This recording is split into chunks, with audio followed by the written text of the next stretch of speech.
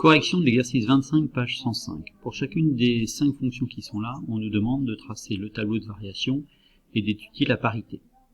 Alors les 5 fonctions qui sont là sont des fonctions affines. Donc en fait, plutôt que de tracer le tableau de variation, ou je le ferai peut-être pour la première, on va se contenter de dire si la fonction est croissante, décroissante ou constante. Voilà. Alors par exemple pour la première, pour les variations, je sais que m, la pente est égale à 6, voilà, qui est un nombre positif. Donc f est une fonction croissante. Voilà.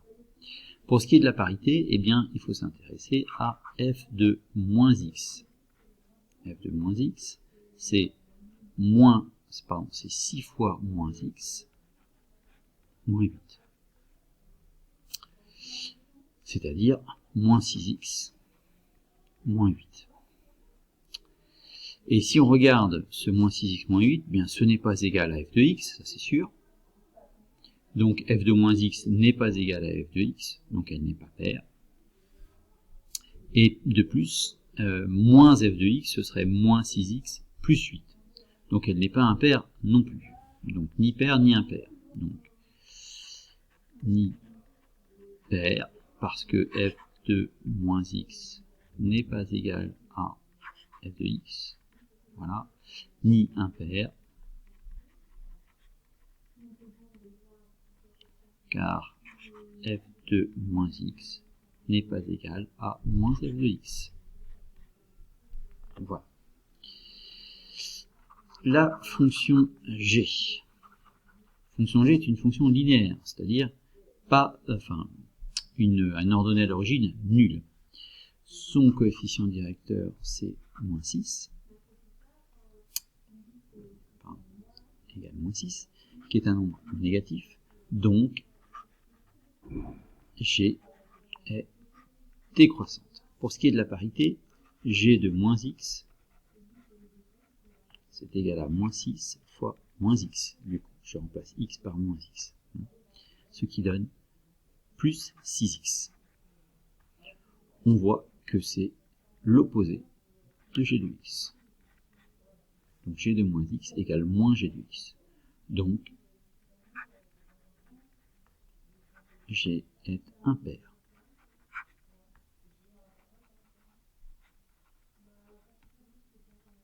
Voilà. h de x. Alors h de x, cette fois-ci, c'est le coefficient directeur qui est nul. Donc on a affaire à une fonction constante.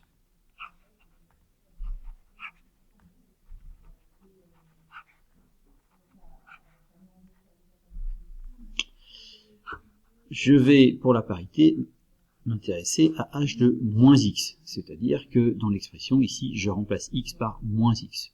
Je n'ai pas de x, donc je n'ai rien à remplacer. Donc, c'est égal à 8. Effectivement, h est constante, toujours égal à 8. Ben, je constate que h de moins x est égal à h de x. Donc en fait, h est pair.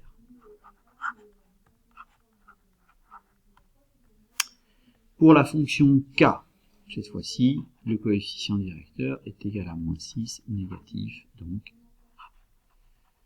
la fonction k est décroissante. D'autre part, si on s'intéresse à k de moins x, on va trouver donc moins 8, moins 6 fois moins x, c'est-à-dire moins 8 plus 6x. Ce n'est pas la même chose que k de x, et ce n'est pas la même chose que moins k de x, qui serait plus 8 plus 6x. Ok, donc ni pair ni impair.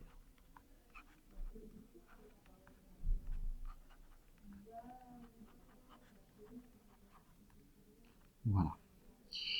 Et enfin, L de x. L de x est une fonction affine, avec pour coefficient directeur moins 8, négatif donc.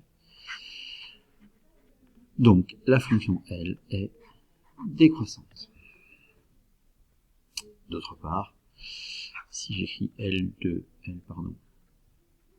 moins x,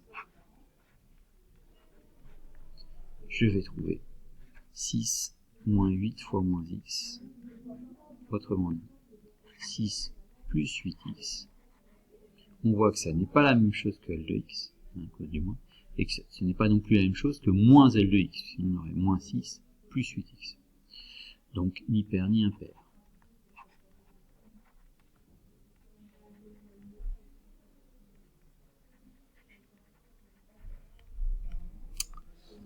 Voilà pour cet exercice. Alors je pourrais tracer quand même un tableau de variation, mettons pour la dernière. Ouais, c'est très simple. Hein. X moins l'infini plus l'infini. Voilà. Les variations. Pardon. Les variations de cette fonction L et on dit qu'elle est tout le temps décroissante. Voilà. Voilà pour cet exercice.